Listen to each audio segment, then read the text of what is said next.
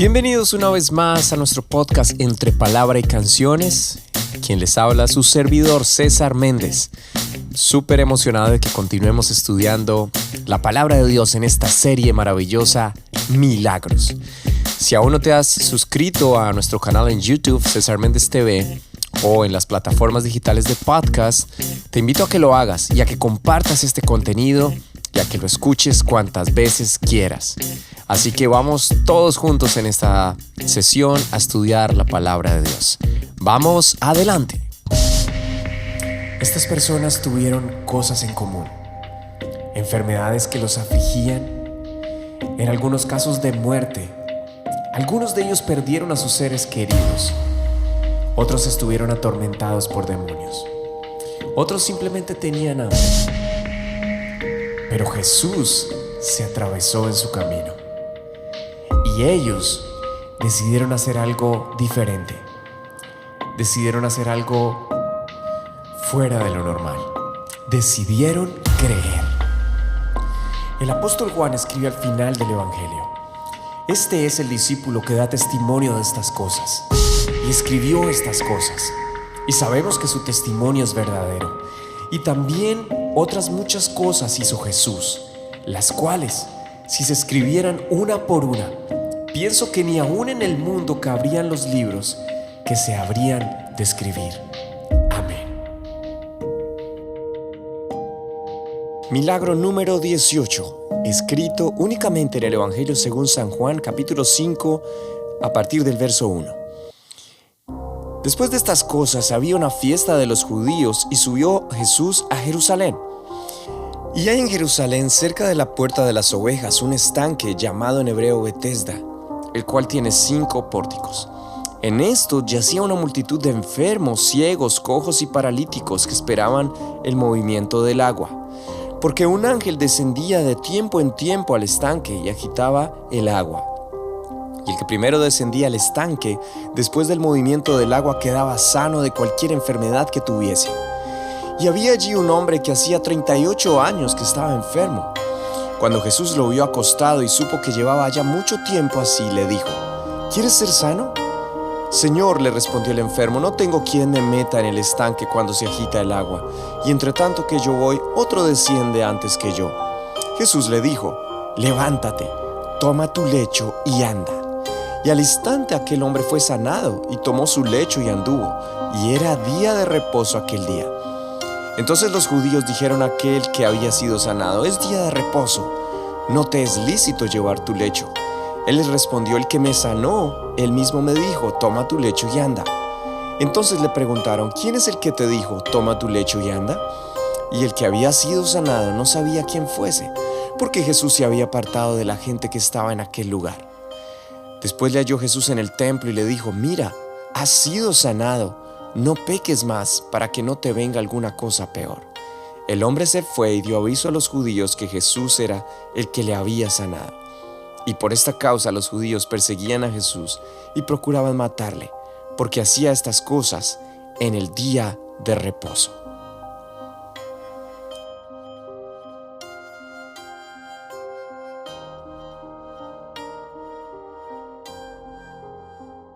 Encontramos este milagro solamente en el Evangelio según San Juan. Desconozco las razones de por qué se da esto. Y otra vez en día de reposo, pero ahora el relato comienza diciendo que después de algunas cosas que Jesús había hecho, probablemente en Judea y Galilea, subió a Jerusalén. Y la fecha coincidía con una fiesta judía. Obviamente esto no tomó a Jesús por sorpresa, estaba planeado al 100%, cada detalle, cada movimiento que Jesús hacía.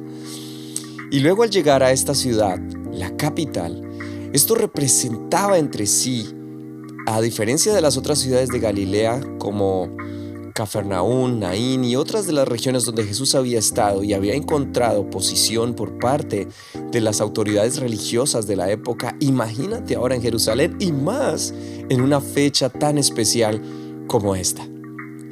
Seguramente habían venido muchas personas a la fiesta, lo cual era muy común. Es decir, podemos suponer que la ciudad estaba llena, abarrotada de la cantidad de personas que habían venido a la fiesta. Según Lucas, Jesús desde niño había estado en la fiesta de la Pascua con toda su familia. ¿Recuerdas que fue en ese momento, en esa fiesta, siendo apenas un niño, cuando se perdió por 3 días de sus padres y se había quedado en el templo, pero sus padres lo habían olvidado? Había 3 fiestas a guardar: la Pascua, el Pentecostés y la fiesta de los tabernáculos. Todos los que vivieran alrededor de 25 kilómetros de Jerusalén tenían la obligación de asistir. En los evangelios se nos presenta a Jesús asistiendo a las fiestas porque Él mismo había instaurado en el pasado todo esto. Y podemos notar que en Él había un gozo y un deleite en estas fiestas, el querer compartir con la gente. Si lees atentamente, Jesús no tenía la obligación de estar allí, pero para Él era un deleite. Él se goza en medio de las alabanzas de su pueblo, como lo dicen los salmos y las escrituras. Ahora Jesús se dirige a un lugar específico y entra en escena, en uno de los lugares llamado la Puerta de las Ovejas. Este lugar lo encontramos desde tiempos antiguos. Según el libro de Nehemías, fue el lugar del cual también se hizo la reconstrucción. Cuando se hizo la reconstrucción de los muros de la ciudad de Jerusalén, este lugar fue tenido en cuenta. Fue uno de los lugares que restauraron las personas que estuvieron atentos, especialmente el sacerdote Eliasib. Eso lo puedes confirmar en Nehemías el capítulo 3, el verso 1 y en el verso 32 del mismo capítulo de Nehemías. Este era el lugar por donde tenían que pasar estos animalitos para ser sacrificados. Ya Jesús anunciaba con este tipo de movimientos su obra cumbre, el sacrificio que haría por amor a ti y por amor a mí y a toda la humanidad. En ese lugar había un estanque. Juan describe ese lugar y nos da el nombre de ese lugar, Betesda, cuyo significado en hebreo significa casa de misericordia o casa de gracia. En griego significa casa de misericordia o agua corriente. Tenía 5 entradas, 5 pórticos, 5 lugares por donde se podía entrar a este lugar. Y luego nos cuenta que en ese lugar pasaba algo muy particular, como lo acabamos de leer en el verso 4, donde leímos que sucedía algo al agitarse el agua. Y esto ha sido tema de discusión teológica una vez más. Se dice que en los manuscritos más antiguos no está este verso, por lo que le dan crédito a una corriente subterránea que agitaba las aguas de manera ocasional y que de alguna manera era parte de la superstición de la época que alimentaba la fe de los enfermos que estaban en ese lugar. El Señor entra en escena y particularmente dice en el texto que habían muchos enfermos, pero Él puso su mirada en uno solo hombre, que según el texto estaba lisiado desde hacía 38 años y no podía llegar al agua para tocarla según lo que se creía. Quien la tocara de primeras al agitarse el agua era sanado. La mirada de Jesús es poderosa y descubre no solo lo obvio, que en este caso era la enfermedad, sino además entiende Jesús que llevaba mucho tiempo así y que este hombre se aferraba a seguir esperando su oportunidad para que en algún momento las circunstancias cambiaran a su favor sin que él pudiera hacer mucho al respecto. Y le hace el tipo de preguntas al estilo del maestro. Sí, su estilo particular. ¿Quieres ser sano? La pregunta es interesante porque la respuesta lo confirma, aunque en el fondo él sí quería, no veía otro camino sino aferrarse a la superstición o a la creencia del poder curativo al tocar las aguas en movimiento. Por eso la pregunta no era si él necesitaba ayuda para llegar primero a ese lugar, que en sentido directo fue la respuesta de aquel hombre. Pero Jesús le da la respuesta práctica, le da la pregunta obvia y a la vez le da la respuesta práctica. Notemos algo muy interesante en el orden que el Señor procede con este milagro. Esta vez no le toca, sino que hace, o mejor, le da una orden con la intención que el hombre, una vez más, confirmamos lo que se dio en los otros milagros. Escuchen la palabra, activen su fe y obedezcan. Una vez más, la fe sin obras es muerta. Por eso dice la palabra que la fe viene por el oír la palabra de Dios. Jesús no le ayudó a levantarse, ni siquiera a recoger su camilla, pero le dio algo más poderoso, le dio su palabra, y en el mismo instante le sanó. Al obedecer este hombre, materializó el milagro. ¡Wow! Parece que la emoción fue tanta que ni gracias le dio, o por lo menos no leemos que en los evangelios, en el evangelio según San Juan, haya quedado registrado un agradecimiento por parte de este hombre. Pero el relato no termina allí. Aún nos quedan 2 escenas que hacen parte de la historia de este milagro tan particular. Justo al salir este hombre se encuentra con los religiosos de la época, apenas obvio, fiesta judía, día de reposo. Probablemente dicen algunos que era la fiesta del Pentecostés. Y además en la capital, en Jerusalén, lleno de personas, pero especialmente de los estudiosos de la ley, quienes, según lo podemos deducir por los 4 evangelios, les encantaba fiscalizar, observar y estar pendientes de las demás personas, y más para ellos tener en cuenta la amenaza, según ellos, de aquel que con verdadera autoridad hacía milagros y predicaba algo que para ellos era desafiante y supuestamente iba en contra de la ley. El odio de ellos se evidenció en la acusación que le dieron al hombre, como en otras tantas ocasiones donde Jesús sanó a alguien en día de reposo. Particularmente aquí, ya Jesús no se encontraba porque le preguntaron al hombre, o mejor le dijeron, oye, ¿no te es lícito llevar tu camilla en día de reposo? Y este hombre respondió, el que me sanó dijo que sí podía hacerlo. Así que estos hombres empezaron a preguntar quién había sido, pero Jesús ya no estaba en ese lugar. Así que el hombre al que había recibido el milagro ni siquiera sabía el nombre del que le había sanado.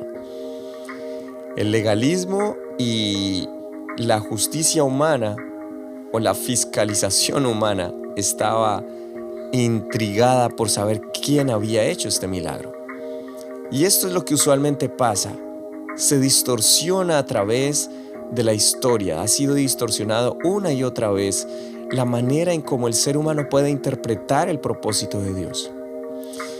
No sabemos si a los pocos minutos o a las pocas horas o días más adelante, creo a mi manera de entender que fue el mismo día, Jesús se encuentra en el templo y se encuentra con el hombre al cual había sanado. Algo estaba haciendo este hombre, algo estaba hablando o pensando, no sabemos, pero es muy interesante lo que Jesús le dice. Después de que él lo había sanado, Jesús le dice, oye, mira, has sido sanado. No peques más para que no te venga algo peor. Eso nos sugiere entonces que el hombre tal vez estaba haciendo algo incorrecto. Jesús descubre algo que no estaba bien en el interior de este hombre y le dice que pare, que no insista en pecar, no sea que le venga algo peor de lo que el Señor ya le había quitado. Es de asombrar la reacción de aquel hombre, pero a la vez es un espejo de lo que sucede hoy en día a través y lo que ha sucedido a través de la historia. Porque apenas este hombre se siente descubierto, huye y va a denunciar a las autoridades religiosas o a contarles quién le había sanado. Una actitud muy particular de aquellos que en algún momento han recibido algo de parte de Dios.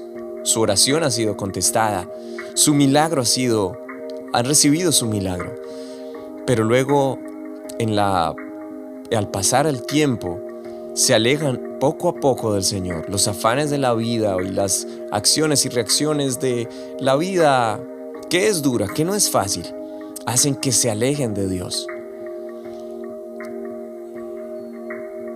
Y finalmente las personas nunca terminan de conocer o de acercarse o de interesarse en lo que realmente Dios siempre quiso hacer. No darles el milagro solamente, sino salvarles. Su reacción, la de este hombre, fue denunciar a Jesús ante las autoridades de la época. No fue otra, o por lo menos en el Evangelio no está registrado. Ahora, si sigues leyendo, Jesús confirma una vez más que Él sencillamente no se iba a detener. Independientemente de las circunstancias o de las consecuencias, Él tenía su propósito claro.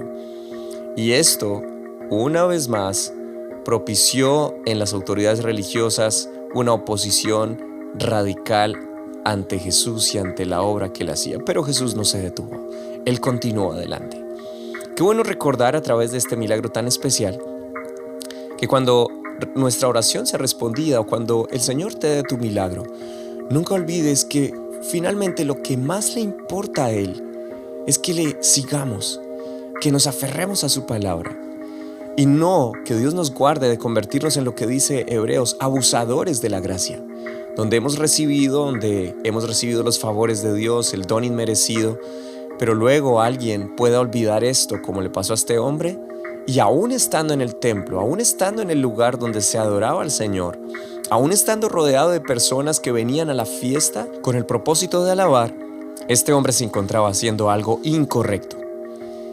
Por eso siempre es importante que mantengamos nuestra actitud de alabanza y de adoración, de agradecimiento, independientemente de las circunstancias, pero más si hay algo que podemos agradecer que hemos recibido de parte de Dios, y seguramente que lo hemos recibido. Qué bueno reflexionar acerca de esto en este milagro número 18. Si aún no has escuchado los episodios anteriores, te invito a que lo hagas. Y te invito a que compartas este contenido. Suscríbete en todas las plataformas digitales de podcast, así como en César Méndez TV en YouTube.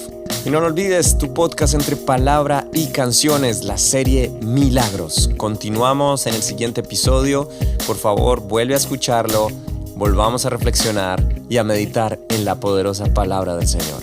Chao, chao y bendiciones para todos.